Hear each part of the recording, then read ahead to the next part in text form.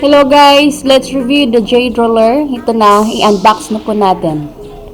So as you can see, maganda ang packaging, yung nakabalot ng maayos.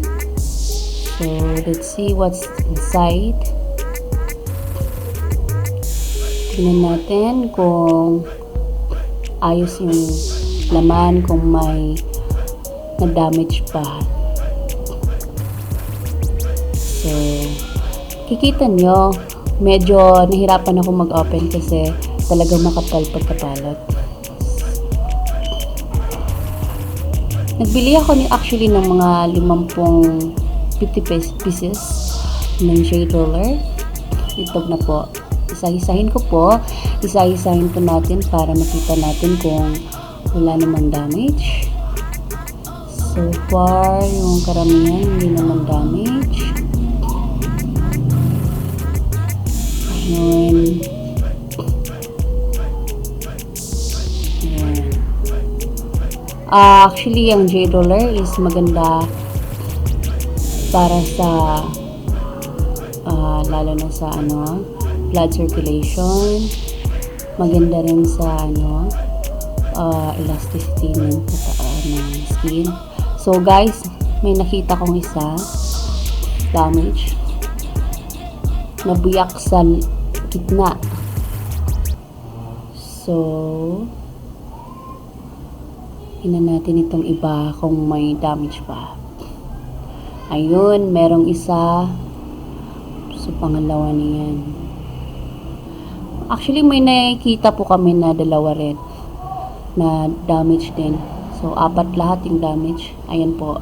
Ito. Yan, mapiyak. Piyak din yung isa. Tapos ito, piyak din.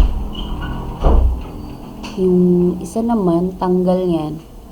Tanggal yung Hindi na piyak pero tanggal yung steel. So, let's open the Jade roller. Ayun. Makikita niyo naman, mukha namang authentic siya. Actually, maayos na to siya. For me, okay na to siya na gamitin. Kahit sa halagang 34 pesos lang, hindi pa yun kasali yung shipping fee niya. So, mura siya, worth it yung pera. Pero nadismaya naman kami doon sa 4 na damage. Siguro dahil sa sa carrier ng items. So guys, makikita nyo, stone, actually stone siya talaga, hindi siya plastic. Tingnan, ayun,